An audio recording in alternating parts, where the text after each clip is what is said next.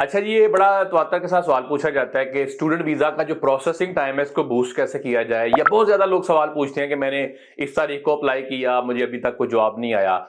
तो इसको कैसे हम मेक श्योर कर सकते हैं कि चीजें जो है वो डिले ना हो। देखिए, ड्यू डिलीजेंस या प्रोसेस का हिस्सा जो है वो तो डिपार्टमेंट ने करना है, तो इसमें डिले ना हो हमारी तरफ से, तो इसको कैसे किया जा सकता है, आज मैं इस हवाले से बात करूंगा।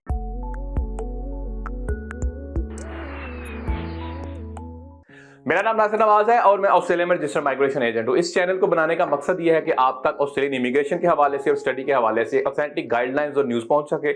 और बहुत सारे लोग जो मिस इन्फॉर्मेशन फैली होती है इंटरनेट के ऊपर, उससे आप बच सकें और आप तक जो है एक ऑथेंटिक सोर्स से आपके पास बात पहुंच सके।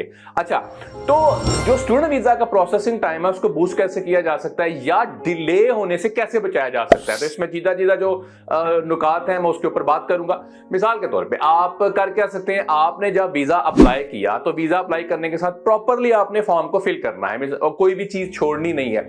आप कोई भी चीज छोड़ेंगे या कोई भी चीज रह गई तो डिपार्टमेंट उसके ऊपर आपके आके वापसी आपसे आके सवाल पूछेगा। मिसाल के तौर पे आप सिंगल हैं, आपने वहां पे लिख दिया मैरिड, अब आपने क्या किया कि उसके अगेंस्ट कोई डॉक्यूमेंट नहीं लगाया, या आपने लिख दिया सिंगल और आपने मैरिज सर्टिफिकेट साथ लगा दिया। उससे क्या हुआ कि आपको वो पूछेंगे भाई आपने मैरिज सर्टिफिकेट लगाया, वहां सिंगल लिखा हुआ है एप्लीकेशन के अंदर, तो प्रॉपरली फिल्ड नहीं हुआ। या इसी तरह आपने लिखा हुआ है कि आपने इंटरमीडिएट किया मिसाल के तौर पे, तो इंटरमीडिएट का आपने डॉक्यूमेंट कोई नहीं लगाया, वो आके आपसे पूछेंगे। तो ये छोटी छोटी चीजें हैं, छोटे छोटे नुकात हैं, वो डिले का शिकार आपको कर सकती हैं। या आपने कोई फाइनेंशियल डॉक्यूमेंट्स के हवाले से कोई ऐसी चीज है वो मिस आउट हो गई, तो डिपार्टमेंट पूछ भी सकता है। अच्छा, एक तो ये है कि जो चीजों का आप दावा कर रहे हैं या आपने डॉक्यूमेंट को या फॉर्म को प्रॉपरली फिल आउट करना है, फॉर्म में कोई चीज रह ना जाए, जो आपका 500 का फॉर्म है। अच्छा, दूसरे नंबर पे आपने प्रॉपरली डॉक्यूमेंट्स लगाने हैं। मिसाल के तौर पे जैसे मैंने पहले मिसाल दी कि आपने लिखा कि मैंने बैचलर्स किया, बैचलर्स की आपने डिग्री लगा दी है, अब बैचलर्स की आपने ट्रांसक्रिप्ट नहीं लगाई तो वो मिस आउट हो गई, तो भाई इस पे डिपार्टमेंट ऑब्वियसली इन्वेस्टिगेट करेगा। आपने कहा कि मैंने इंटरमीडिएट ये 10 किया, तो उसके ऊपर आपने उनकी ट्रांसक्रिप्ट लगाई, सर्टिफिकेट नहीं लगाया, या आपने डॉक्यूमेंट अटेस्टेड नहीं लगाए, तो इसके ऊपर ये डिले का शिकार होती हुई चीजें नजर आती हैं। क्योंकि केस ऑफिसर जो है वो स्केप्टिकल हो जाता है कि भाई ये इसने लिखा है और शायद उसके अंदर चीजें जो है डिस्क्रिपेंसी मौजूद है, शायद इस वजह से डॉक्यूमेंट नहीं लगाया, तो आप सारे डॉक्यूमेंट्स लगाएं। अच्छा, एक और चीज है कि आपने मिसाल के तौर पर ये 12 जो है आमतौर पर इंटरमीडिएट 2 साल में होता है, तो आपने 3 साल में किया, इंप्रूव किया था, या एक सब्जेक्ट फेल हो गए या सब्जेक्ट में कम मार्क्स थे और कम मार्क्स की वजह से आपने दोबारा दिया। अब आपने लिखा मैंने 2019, 20 और 21 में मैंने ये किया, अब वो टेक्निकली 2 साल में होना चाहिए, लेकिन आपने इंप्रूव किया था, तो भाई सारी ट्रांसक्रिप्ट लगाएं, सारे मार्कशीट उसके ऊपर लगाएं और केस ऑफिसर को अप फ्रंट आप इन्फॉर्म करें कि मैंने इसको इंप्रूव किया था, इस वजह से मेरे 3 साल लग गए, तो आपने ये बताना है। ये चीजें भी डिले का शिकार करती हैं। अच्छा, इसको एक और चीज बड़ी इंपॉर्टेंट, मिसलीडिंग इंफॉर्मेशन नहीं देनी है आपने। मिसलीडिंग इंफॉर्मेशन का मतलब यह है कि कोई ऐसी चीज जो मौजूद ना हो और आप उसका होने का दावा करें। मिसाल के तौर पे एक चीज आपने कहा जी गैप है, और गैप में आपने कोई डिप्लोमा कोई ऐसा डॉक्यूमेंट बना के लगा दिया, वो मौजूद नहीं है, वेरीफाई नहीं हो रहा, तो केस ऑफिसर क्या करेगा, ऑब्वियसली वेरिफिकेशन के लिए जाएगा।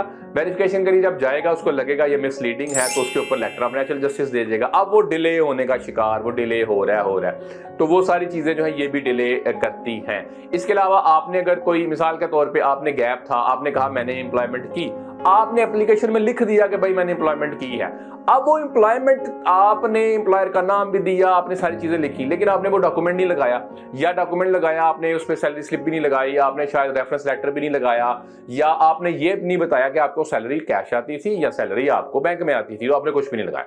अब आपने एप्लीकेशन में उसको लिख दिया, डॉक्यूमेंट फिर नहीं लगाया, तो केस ऑफिसर समझ सकता है कि भाई ये शायद मिसलीडिंग इंफॉर्मेशन है, अब वो इन्वेस्टिगेशन के लिए जाएगा। देखिए, 2 चीजें बड़ी इंपॉर्टेंट है, एक फॉर्म फिल करना, दूसरा आपने ये गौर करना है कि आप जो भी चीजों का दावा कर रहे हैं उसके आपने डॉक्यूमेंट्स लगाए हैं। अगर आप नहीं लगाएंगे या आपने डॉक्यूमेंट लगा दिए फॉर्म में नहीं बताएंगे, तो ये मिसलीडिंग इंफॉर्मेशन समझी जा सकती है। हो सकता है वो जेन्युइन हो, लेकिन केस ऑफिसर को अगर वो चीजें बैलेंस नहीं नजर आएंगी, वेरीफाई नहीं होंगी, तो केस ऑफिसर इन्वेस्टिगेशन के लिए जाएगा।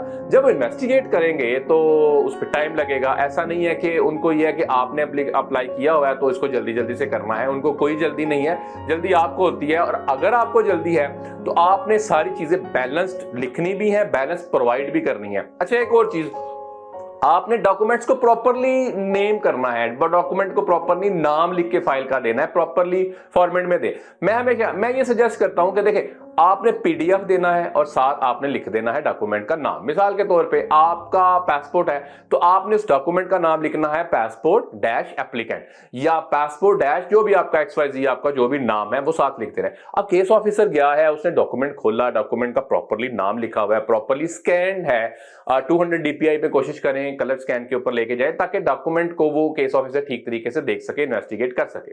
अच्छा, तो वो आपने वो प्रॉपरली नाम देना है। तो अगर ये सारी छोटी छोटी चीजें जो हैं मैं आपको बता रहा हूं, देखने में बड़ी छोटी हैं लेकिन इसके बहुत बड़े इंपैक्ट जो है वो नजर आते हैं, तो आपने इन डॉक्यूमेंट्स को प्रॉपरली लगाना है। तो ये कुछ चीजें हैं, ये कुछ टिप्स हैं। आपने अगर इस हवाले से फाइल की हुई है तो इस फाइल को जो है वो अगर नहीं की तो उसको प्रॉपरली फाइल को लेके चले, अभी से अपडेट कर दे कल को, ताकि केस ऑफिसर फिर एक बात पूछे, फिर 28 दिन आपकी चीजें डिले हो जाए।